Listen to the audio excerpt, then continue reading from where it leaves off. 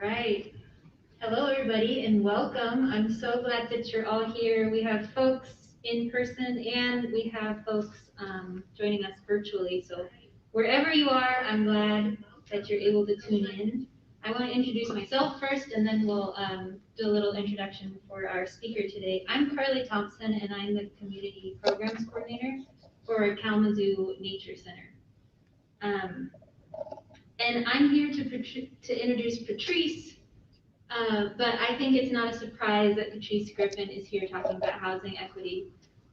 Really what I'm here to do is offer a little bit of context for the series that this program is a piece of, and explain what the Nature Center is hoping to achieve with this program series. So the series, we're calling it Community Emergence Series, and it's inspired by the book Emergence Strategy, which I really wanted to show the book. It has a beautiful cover. Maybe I'll pop it up later. So the series is inspired by Adrienne Maree Brown, the author of the book, her concept of emergence, which she kind of offers as a framework for interacting with yourself, with others, with our planet, in a way that mimics patterns found in nature. So biomimicry is a concept that's not new, and she's just taking this concept and applying it to social structures. So we're bringing her here thanks to the Terry Todd International Speaker Series of Kalamazoo Nature Center. And when we brought her here, we sort of threw it out to the community and said, we love emergent strategy. Who else loves it and has something that you'd like to offer as a program piece? And it's been really amazing to see the organizations and individuals that have resonated with the book on their own and came to us with program pieces. So I just want to give a quick shout out to some of those. The Nature Center, One Place of KPL, Rooted, Black and Brown Therapy Collective. Tomorrow at the Nature Center, we're hosting the Black History 101 Mobile Museum. So come on out to that, free admission included. Arcus, and I want to give a special shout out, especially for this event. This was coordinated in part by Asia Smith, who was a post-baccalaureate fellow for the Mary Jane Stryker Underwood Center for Civic Engagement. So we really want to thank them for their contribution, which was Asia's talents. So thank you, Asia, and thank you, Center for Civic Engagement. Griffin Place, KPL, thank you for hosting. Open Roads, Read and Write Kalamazoo, TRHT, and the YWCA. So there were a lot of folks who latched onto this, and that's sort of the point of this is these patterns found in nature. One of them is just that we're so interconnected, and our problems are interconnected. So when we talk about climate change, we also have to talk about housing equity. And when we talk about housing equity, we also have to talk about equity around who gets to have connections to nature, and what are the barriers to access for all of these things. They're all connected. So because our problems are so interconnected, our solutions are going to have to be interconnected. And Kalamazoo Nature Center really wants to start showing up better in a more connected way to the community. And this series is just an invitation to put the call out to listen, to listen to the words from the community. What are our problems? What are our collective resources? And to envision the future we want together so that we can move in an adaptive way together. So I'm so grateful to Patrese Griffin, Vice Mayor of Kalamazoo, for being here.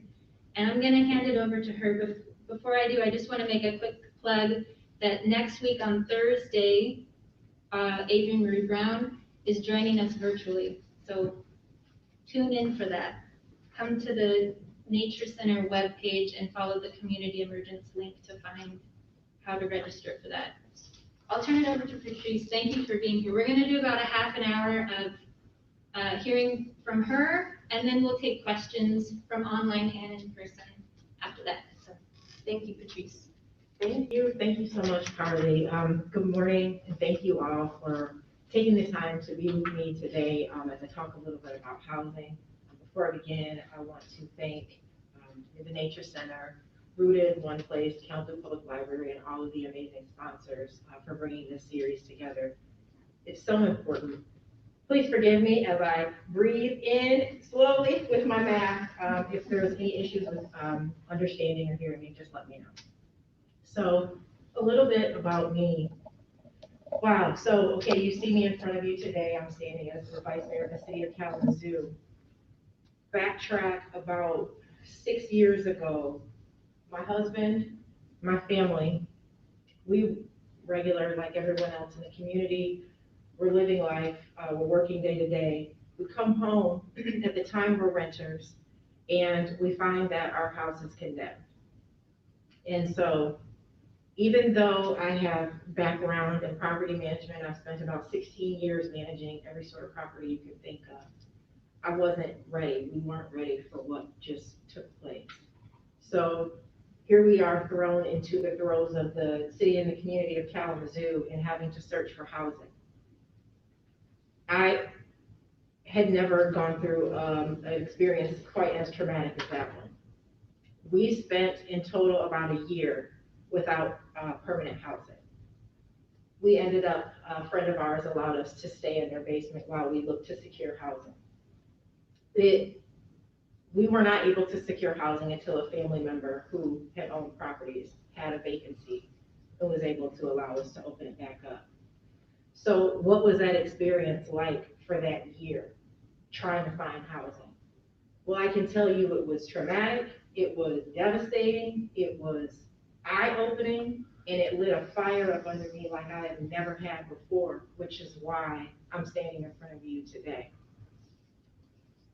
The climate of housing in Kalamazoo is not, it's like anywhere else, right? We're not special in that sense. What I had to figure out was, why is it like this? How are we in this situation? How is this family who's working every day, who's productive members of society, so on and so forth, how are we not able to find housing? Let me add this to this. My husband has felonies. He has felony convictions. His last felony conviction, I believe, was over 12 years ago. At the time, we were looking for housing. That's what kept us from securing housing. So I start going through and I'm like, how are we in this situation? How is this happening? I'm born and raised here. I've lived here my whole life. I have all of this experience in housing, but yet here we are. And so I start looking into the history, and you all have a wonderful person here, Matt Smith, who has given a presentation on the history of redlining. And for those of you who have not seen that, I encourage you all to do that, just to give you an idea of how we got to where we got to. So just briefly, what happened is back in the 30s, FDR, Franklin D. Roosevelt, had this great program through the Home Loan Corporation to expand housing in a way that had never been expanded on before. Prior to this time, the federal government had never been involved in housing. They created this amazing home program that came with a not so amazing map of who should be living where and why. Anyone who was not white was redlined out of certain areas. And so if you look at deeds in the city of Kalamazoo, in our community, you can see in certain times there, it will specifically state Negroes or people that are not of Dutch descent are not allowed to live here. That shaped our communities. Now, I currently live on the north side of Kalamazoo. That's where I lived before this happened. That's where I live currently. The north side of Kalamazoo was a severely redlined area. It's 90% black currently. The maps of the 1930s very much mirror the maps of the ways that our community looks now. Winchell neighborhood, you have the east side, you have the north side, you have the west side, and even though our community is very diverse, there are pockets that are not, and that is for a reason. It's not because everybody just decided, hey, we all just want to live here. And so you add to that what was happening on with the environment back in the 30s, the 40s, and the 50s. You have the highway systems that were being built, which came through neighborhoods, primarily neighborhoods of people of color. And that destroyed and also added another layer of environmental racism and environmental injustices that we see now in our communities now. And the neighborhood that I live in, there's a 14-year age life expectancy. And a lot of these practices that took place back in the 30s that we've seen repeatedly happen throughout times, manufacturing districts and so on and so forth. That's why we have these issues that we have today. Excuse me. All right, well, we'll roll with it. And, okay, here we go, it'll pull back up. And I'm gonna take it off of this if you all don't mind.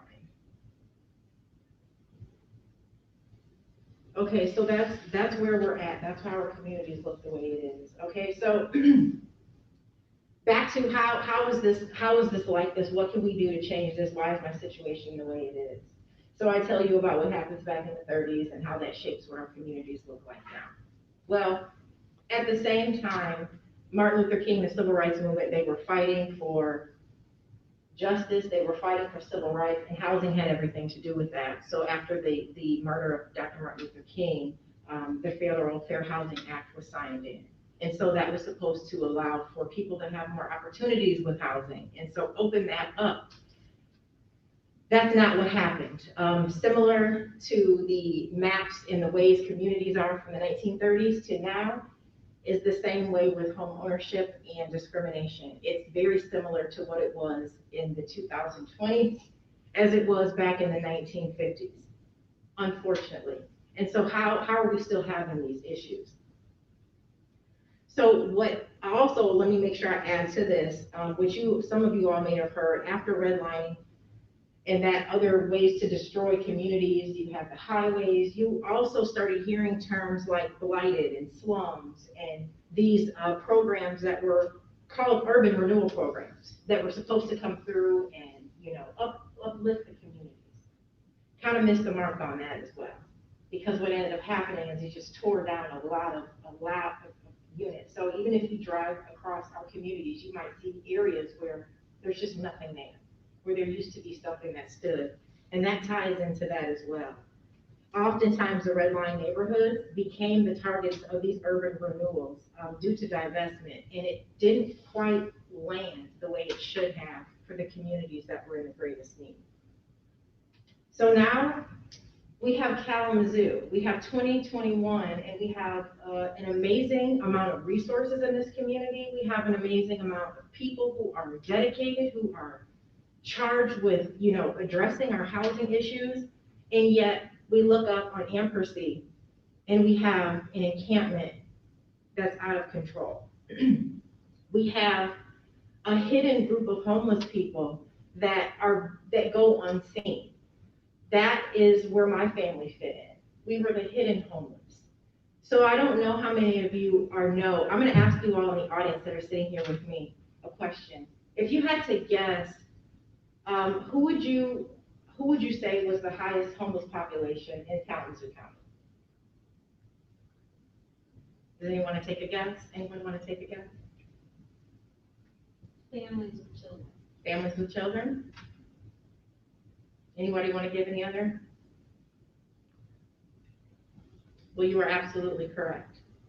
Based on the data that gets collected by our point-in-time counts, so that's every year, numbers get collected by the federal government, by who is homeless, who's outside, who's literally homeless. Based on that point-in-time count in Kalamazoo County, Black individuals are the highest rate of homeless. And if you break that down a little further, it's actually Black women with children who are in school. Actually, I believe it's between the ages of 8 and 11. And if you look at that data even further, they have education, have some college education, and are working every day. So you've got this entire community of people that they're ringing up your groceries at the grocery store. They're playing with your kids at school. They're probably working with you and you have no idea that they're living in hotels because they don't have anywhere to live. There's a whole subpopulation of the hidden homeless.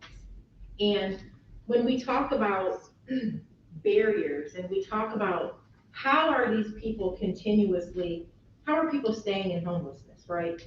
We know housing is the biggest thing. They say, right? Okay, you want to cure homelessness? Let's increase housing. We need more housing. That is true. In the county of Kalamazoo, over 90% of all of the units are occupied. The city of Kalamazoo is landlocked, meaning there's very few places that you can build more units. But we know more units are needed. So that's one. Affordability. That's another issue. We all are, a lot of us are working very hard, living paycheck to paycheck, trying to make ends meet. Federal government suggests that you should be paying 30% of your income on housing. The average person is spending way more, close to 60% of their income on housing. That leaves very little wiggle room. That means that the majority of the families are out here one paycheck away, one sickness away, one accident away from completely being bottomed out. So then if that's the case, there's really nowhere for you to put people because we don't have any spaces. So that's one issue. And then when you talk about affordability, the federal government defines affordability very different from what the actual picture is. They use what's called area median income, and I don't know if you all have heard of this, or AMI. In Kalamazoo County, the AMI is calculated by the county. That includes Portage, and every other municipality in the county. But let's take the east side of Kalamazoo, for example. That income in the east side of Kalamazoo is very different from the general county's income. So if you're building units based on this county's income in this neighborhood that's income is, say, $30,000 different, who's going to be able to move into those units? And if we're not thinking of those things as we're building units, we're unintentionally, and some people may intentionally, that's how you cause gentrification. That's how you push people out of communities when you're not thinking about these things. So we've got this affordability issue that definitely needs to be addressed. And then you've got these other barriers. So what are some of the other barriers that people are going into? I shared with you my issue, criminal background. And so it is, United States has an amazing relationship with the penal system and locking people up. So mass incarceration is, how can I explain this in simple terms? The United States makes up 5% of the entire population on this world. But yet we make up 25% of of everyone who is incarcerated. Which means that it's about 1 in 4 families who have some sort of criminal background or some sort of history. If you're using that to keep people out of housing, then that is another enormous barrier. So when I was doing my research trying to figure out, how can we get out of this, what's going on, I stumbled upon some guidance that was passed down by the federal government in 2016 that talks about this mass incarceration and acknowledges the United States, problem with that. And they also acknowledge that disproportionately people of color are incarcerated at higher rates. So if you have a policy that says, well, I won't rent to someone because they're a felon, or I won't rent to somebody because they were arrested, and you don't dig any deeper, then you're causing a disparate impact on a whole group of people just by that generally neutral policy. And that was back in 2016. That was before I was going through what I was going through. But yet still, we were not able to find housing. We were getting denied left and right for that same reason. Another barrier, and I should say blanket policies, that's the barrier. Having a blanket that says, doesn't matter what, we're not gonna rent to you. Evictions. Evictions are another huge issue, huge barrier for people trying to get into housing. And as I said before, it's women with children that are primarily homeless in this community. We're gonna add domestic violence to that as well. huge issue. A person leaves their home in the middle of the night, escaping or whatever a situation, they're probably going to have an eviction on their record. And although there are laws in place that are supposed to protect people who are going through that, it doesn't always translate that way. And so you have this huge barrier with evictions. And you can take the domestic violence and set that to the side. There is data. Matt Desmond did an amazing report. He did a book called Evicted, and he has an amazing eviction lab where you can pull up and get information on your county, on your community, and how many people are evicted and how many people are running the risk of getting evicted. And so in our community, we're a little higher than the average, but in the city of Kalamazoo, we're talking about around 4 evictions a day. So that's around 4 people every day that could potentially be in harm's way or not being able to rent. If you just have a blanket policy that says, you know what, I'm not gonna ask what happened, doesn't matter, we're not gonna rent to you. There's another barrier. Another barrier is application fees. So I don't know when's the last time any of you had to go, search for housing. Hopefully it hasn't been any time recent, but if you have, then you would have heard about these application fees. So application fees, generally it's about $25 a person, right? And that allows the property management company or the landlord to do a background check to find out what they need to find out about. Okay. But the problem is that a lot of people are paying application fees. One, I can tell you, my husband and I, the most we paid was $150, $75 a person for an application fee. And I told you that I've been in this industry for quite some time, so I understand that it only really costs about $25, $30 to rent. That's how much we paid because we were very desperate. You're trying to find housing, that's what you do. So imagine paying, and this is per person over 18, right? So imagine you've got a 2-person household, you're putting 3 applications in a week because you're trying to find somewhere to live. That gets very expensive. Being without housing is expensive. We had spent so much money just trying to secure housing that even though it never turned out that way, when someone would have opened it up, it would have been a whole nother struggle trying to get the money together because you've spent everything down and you're food and everything because you don't have, all of those things. So, and add to that, oftentimes people aren't getting told. They're not getting told if they are approved or not. So imagine you just spent, $150 and you're still trying to find out if you're approved. And you're trying to raise your family, and you're trying to go to work every day, and you're trying to, and this is all before COVID, right? So you just add COVID into the mix, and we just exacerbated everything, times 1,000. So some other barriers are credit scores. A lot of times they'll, go based on your credit score. If you don't have any credit, or, you may have some medical bills, whatever, you're gonna have a hard time finding housing. And so, all of these barriers. So then let's add another barrier to the mix. The federal definition of homelessness does not include people who are living on couches. So that means all the dollars that come through federally. If you've ever heard somebody say to you, well, I couldn't get help. I gotta go stay down at the mission in order to get help, in order to be able to, that's a real thing. You have to be bottomed out to get help. Meaning if you're trying to rub 2 nickels together, you're staying on somebody's couch, even if you're on 3 different couches for a week, you don't qualify for assistance. Now let that sink in. That was a bitter pill to swallow when we're going through what we're going through, and you don't qualify for these points of assistance. And it's very interesting. You have a federal government who redlined, who had all these policies in place to get us to where we are. And now the help doesn't even include the people that you have, so in my personal opinion, our solutions won't come federally. We'll have to do something way more creative if we want to get out of this. Definitely we've got to, use our federal resources, and thankfully in our community, we do have some options of some things to do. So we've got this picture, we've got this housing situation, and that is why we are currently in the situation that we are in.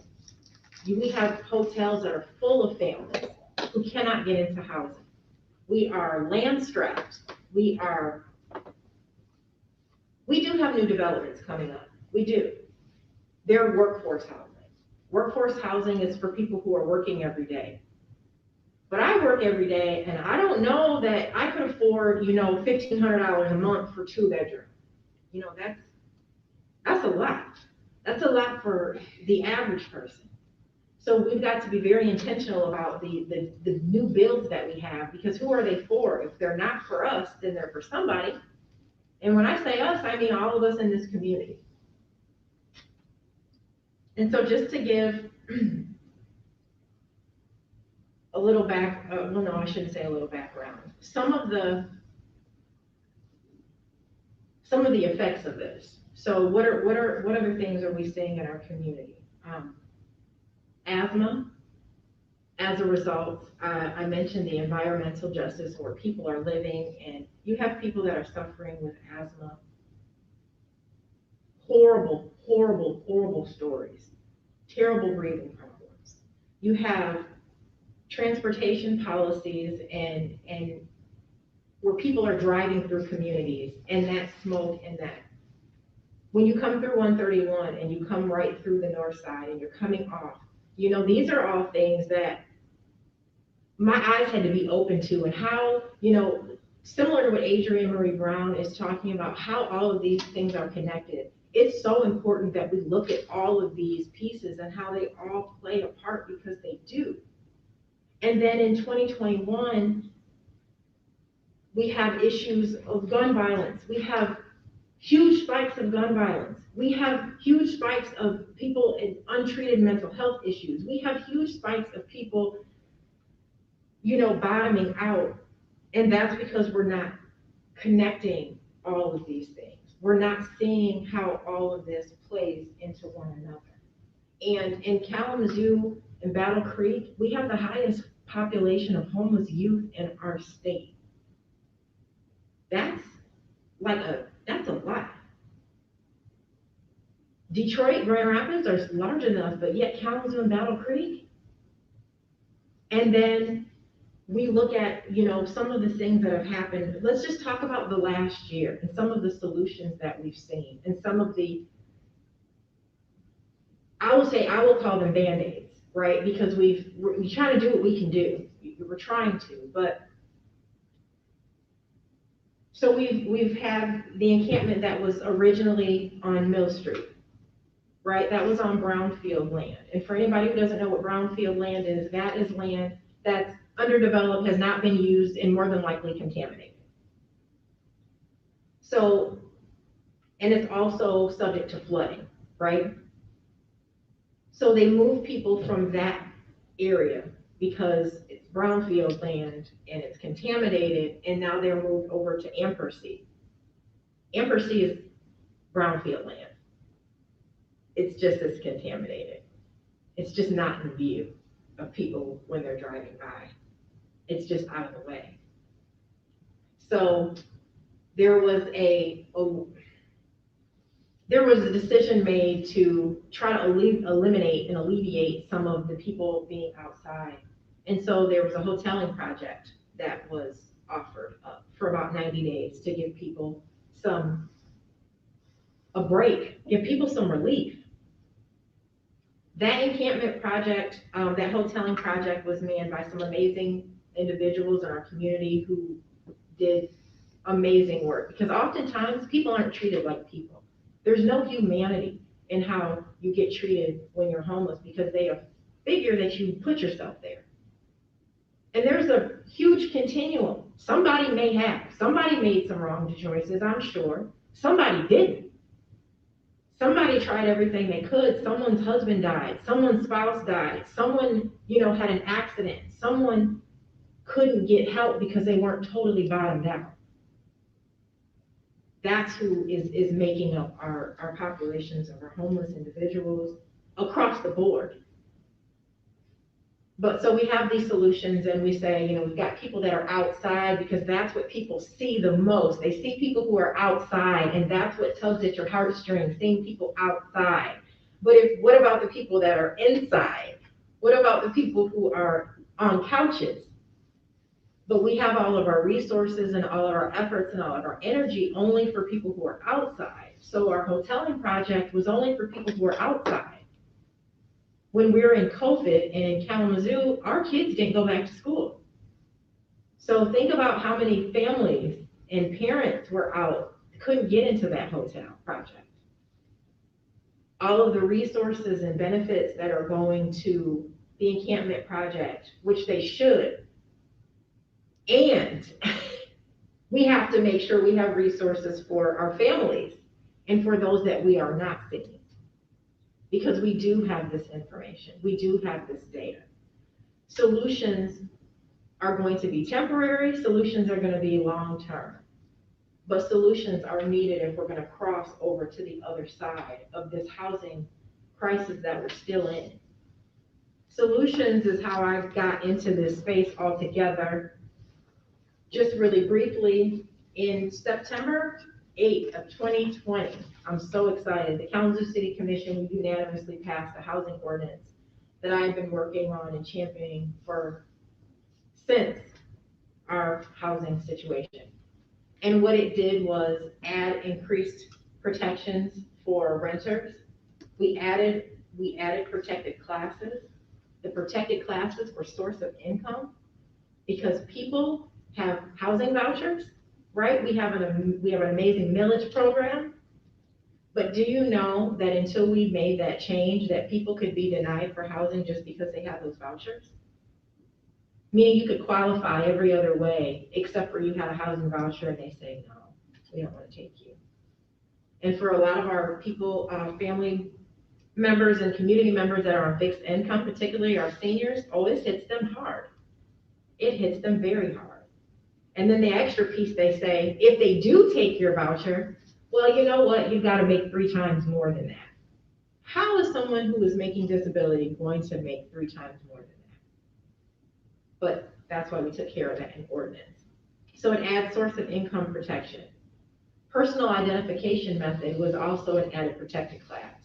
In Kalamazoo County, we have a ID program, county ID program.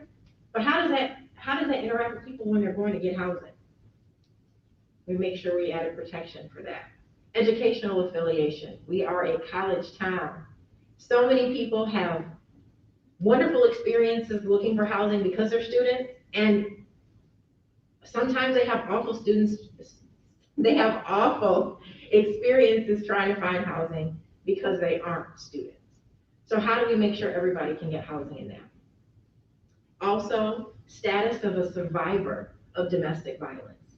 That's also a protected class as well, for the reasons that I mentioned earlier. Criminal background and arrest record are also protected classes. And let me be clear on that for anyone who might be, unsure. That does not mean that you cannot do a check on someone. That just means you have to talk to them. You have to look at people on a case-by-case basis as a person, not as a number, not as data, as a person. Also, that ordinance addressed application fees.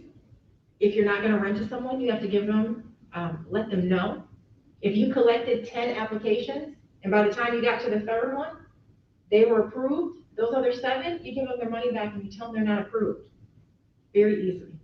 And another huge component, it eliminated blanket policies in evictions, and eliminated blanket policies with criminal backgrounds.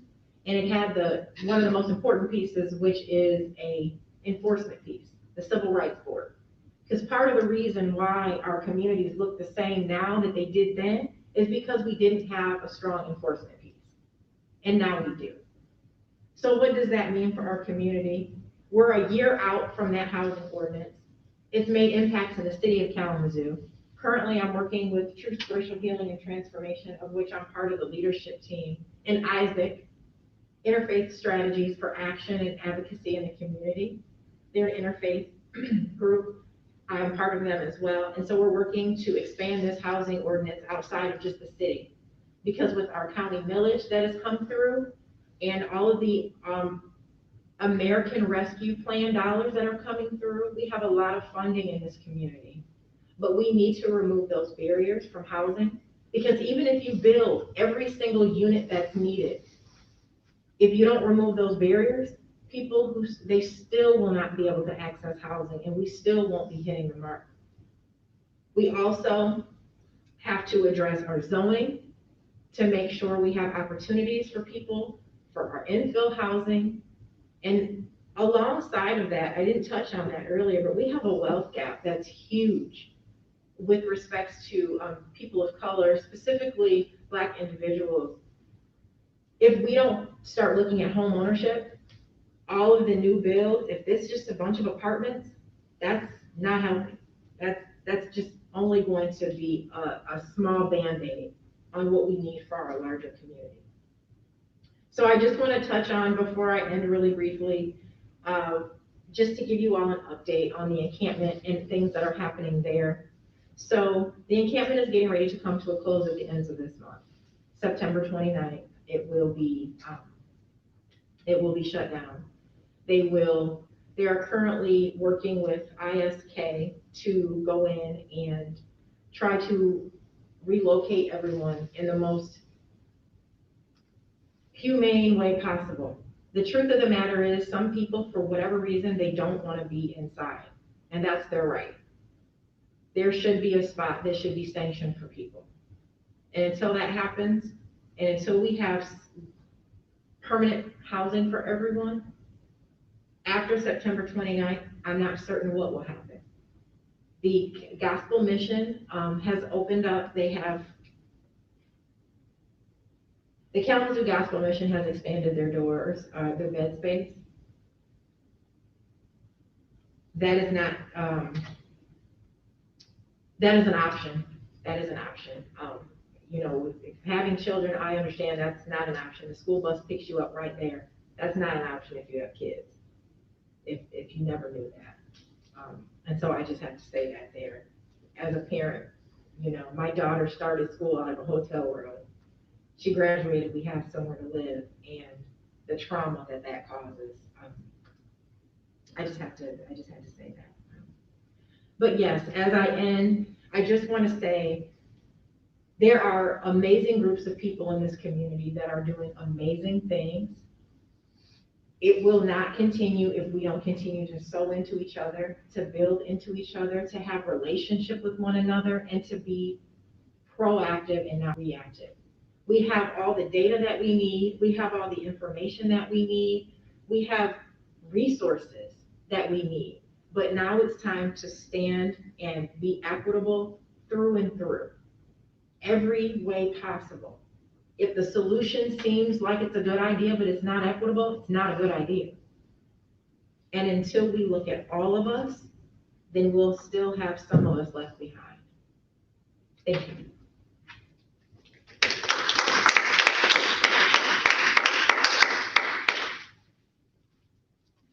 Thanks, Patrese. That was great. And we are going to take some questions. We got started a little late, so I just want to check in. I think it's okay to go a little late too. If you're online and you need to pop off and you missed some, you can. I think this is going to be available on KPL's YouTube channel. So if you need to pop off, you can catch what you missed later. So are there any questions for our in-person folks? I'm going to have Patrese step back up here, and then I'm going to sort of take questions from online back there. And if folks in person want to shout out some questions. Okay, perfect. I have a question for other encampments out throughout the city. There's several. So are those going to continue to operate okay, or are they only going to disband Ampersand? To my knowledge, the Ampersand encampment is the only one that's going to be disbanded. I would venture to say that if there are, which we know there are other smaller encampments that have popped up, they may not be on the radar. And that may change after the 29th.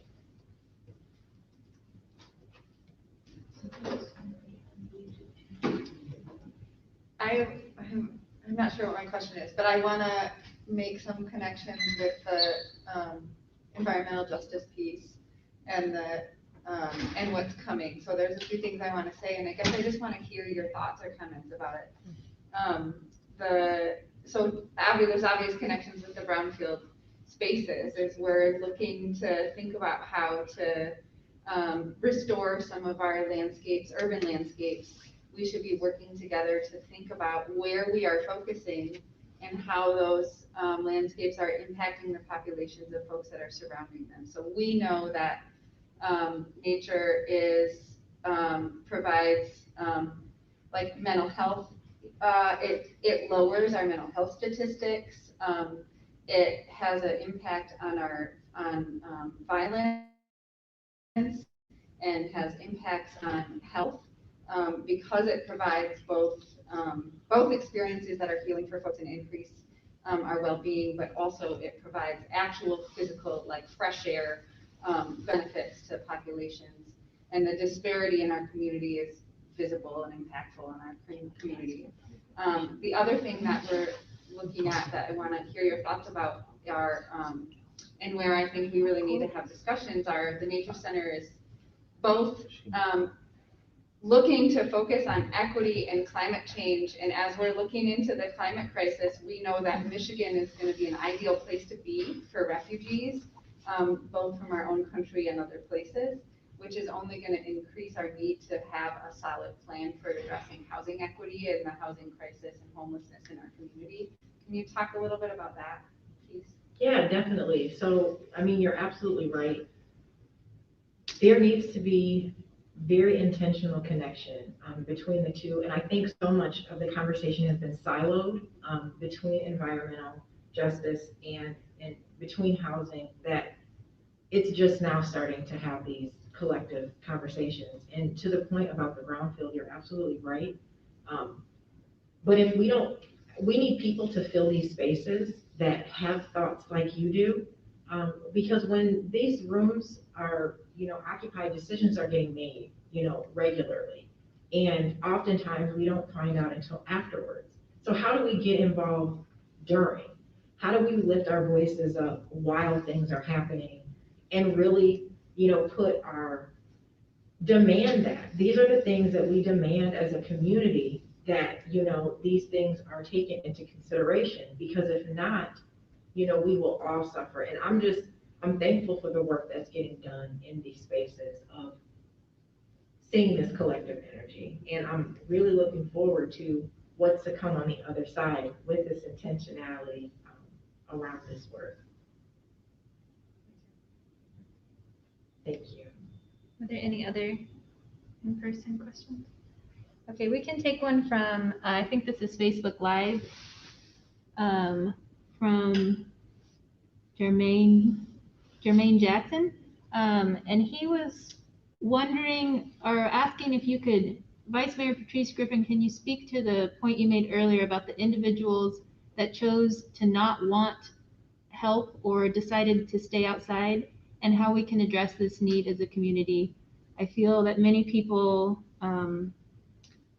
accuse the city for this happening. Well, that's a good question, and thank you for asking that. A lot of it is a lack of understanding with just housing as a whole. And oftentimes, you see something and your natural inclination is to jump in and help.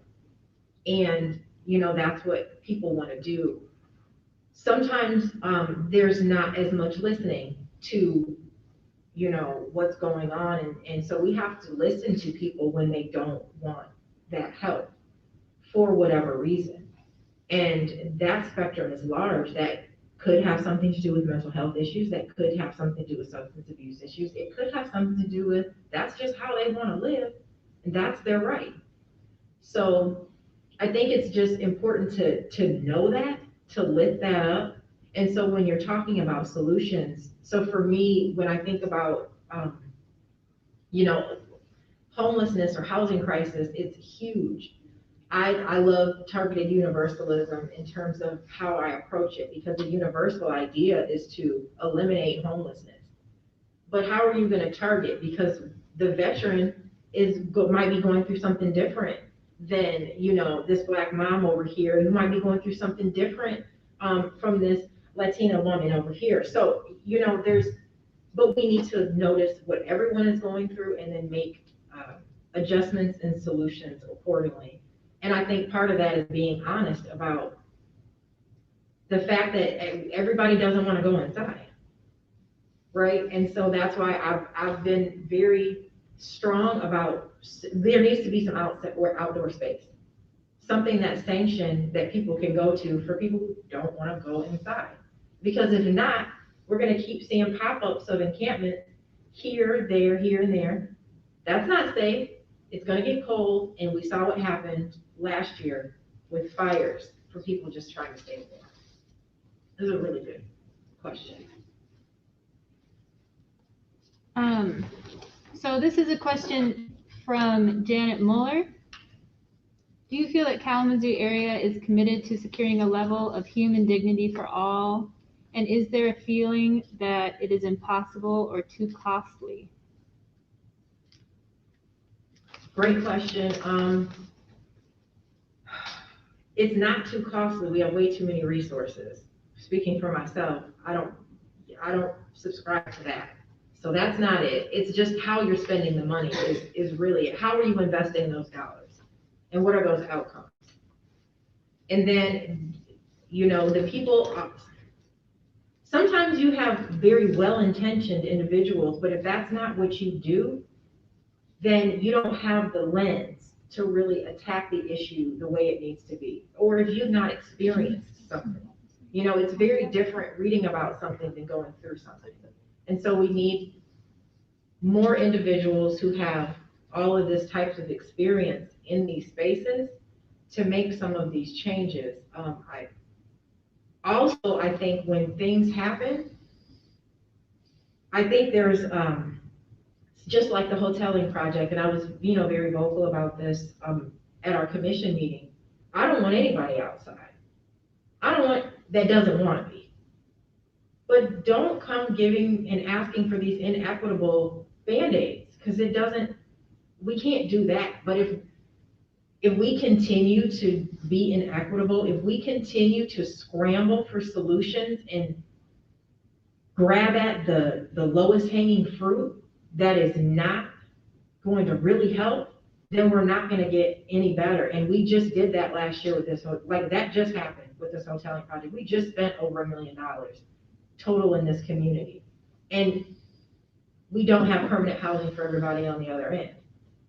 And it was inequitable. So if we're not, and sometimes it's hard to do, right? It's hard to say, you know what? No, we have to figure something out. We can't keep doing this. And until we get tired of that and somebody just says, hey, look, stop, then we're going to keep probably stumbling and fumbling and all of that. But I do believe there are really great people who want to stop fumbling and bumbling.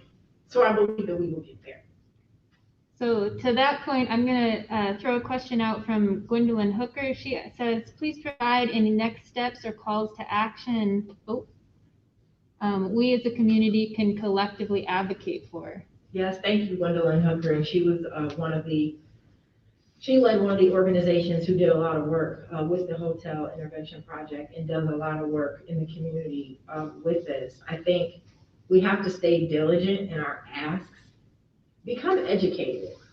I would say that's probably the most important thing we can do. I'm going to tell you what I did. So I took an ableism class by the Disability Network. It was amazing. If you haven't taken it, please do. Leatrice Fullerton was my facilitator. I left that class and I was like, oh my gosh, I'm about to do some things. Look, we got to do X, Y, and Z like right now. I was so charged, I was so amped up, and I had to say, hold on, Patrese. People have been disabled their whole life. You just took a class. What do you think you're getting ready to do? Scale back, check yourself, and start talking to people. That's what we have to start doing in all areas, but as we're talking about housing specifically, because people will drive by, you'll see something and think, oh my God. But if you don't have full understanding, if you don't have full knowledge, if you're not fully grasping the pictures, what you think may be helping might be causing problems, and it could be contributing to some of the long-standing issues. So that's what I would say for sure. Education, and then when you know better, do better, and certainly speak up. Thank you for that. And I just want to throw out, there's a lot of good information coming out, and we're going to have a follow-up email. And maybe we'll put a link on this event on the Nature Center website, and probably the KPL website also, that has like a resource page for things like that have come up. There's been a lot of them, and we don't want them to be missed because you didn't have a pen in your hand during this. So I just want to throw out, maybe we'll just do like 2 more. This is one from Lisa Victoria. Are there any guidelines in place to equitably allocate the funds garnered from the newly passed county housing millage? Are there guidelines to be equitable? So the county, I know that the county elected officials, they have been working very hard to make sure that this is equitable. And so it's interesting, like, we've been so out of whack that we have to really figure out how to be equitable. And it's like looking at that picture where they've got the 3 individuals and they're looking over the fence, and you've got the 3 different boxes, and that's the best way I can describe it. I don't think there is a one way other than, if this solution is not going to address or be accessible for everybody, then 9 times out of 10 it's not equitable. And what do we need to do to make it equitable? So you just have to ask yourself those questions when you're in the rooms, when you're reading articles, when you're having conversations, when you're thinking of thoughts. Is this going to be accessible to everybody? And if not, why and how can we make it accessible? And if those questions aren't being asked in the rooms, then we're missing the mark. Yeah, go ahead.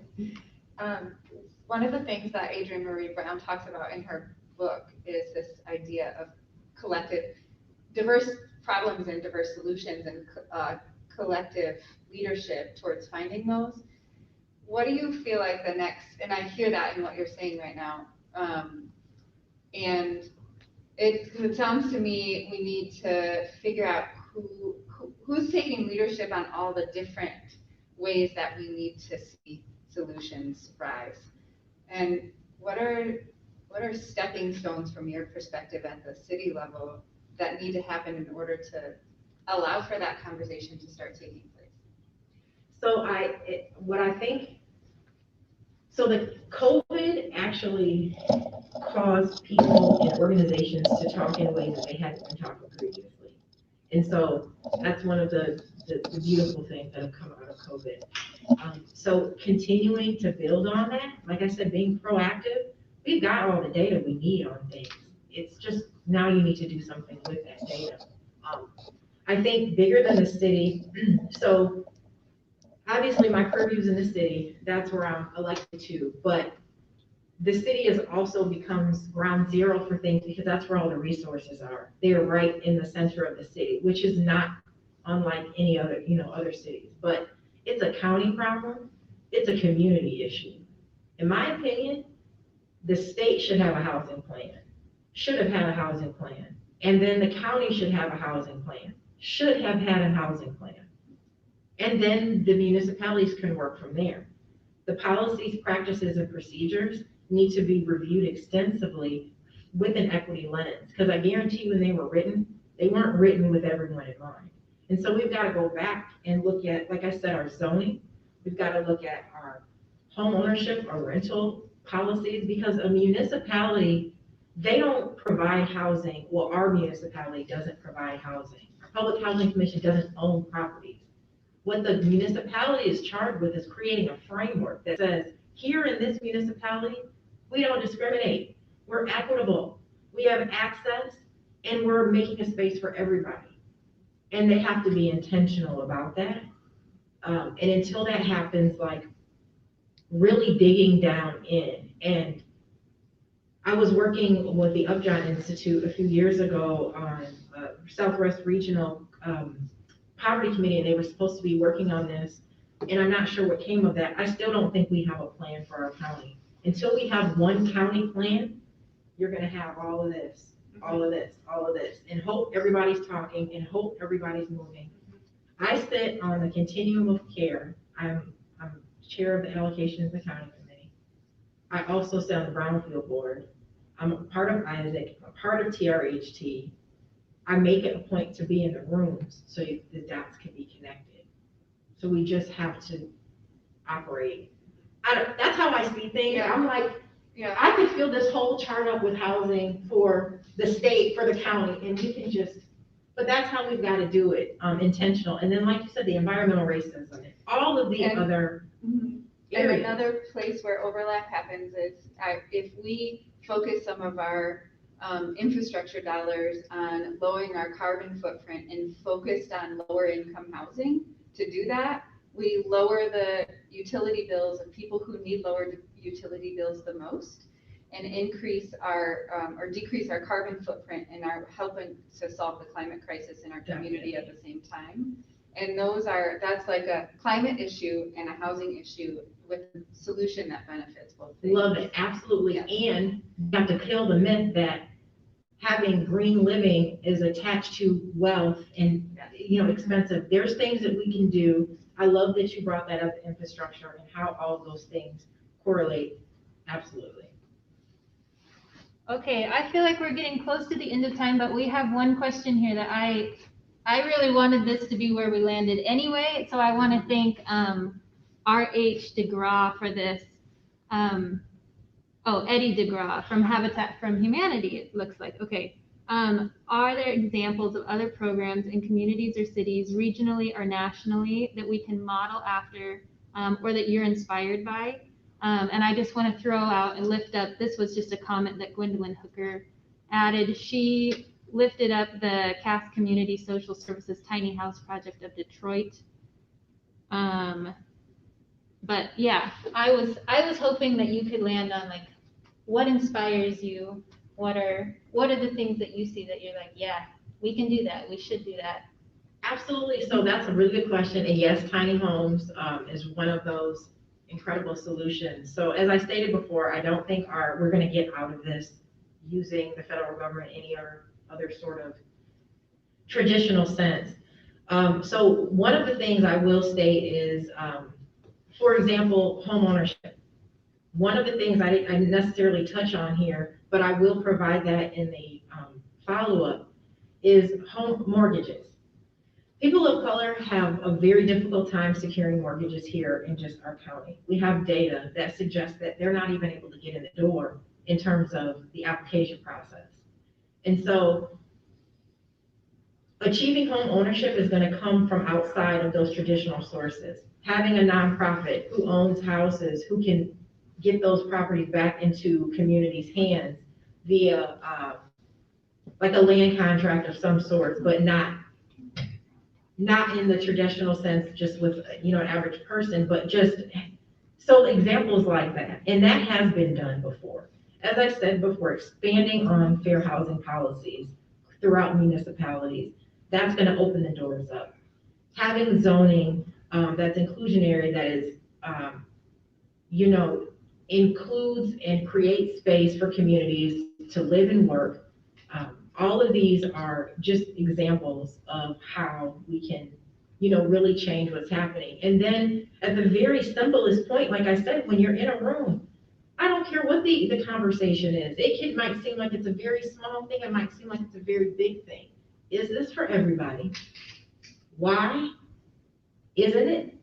And how can we make it? Apply that to everything, and I believe we'll be on a better path. Thank you.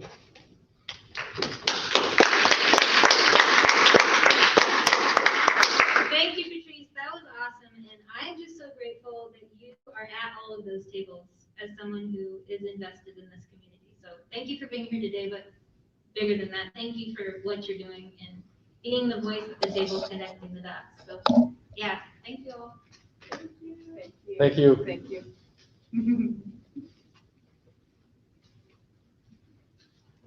And for those of you here, I placed these nifty flyers around.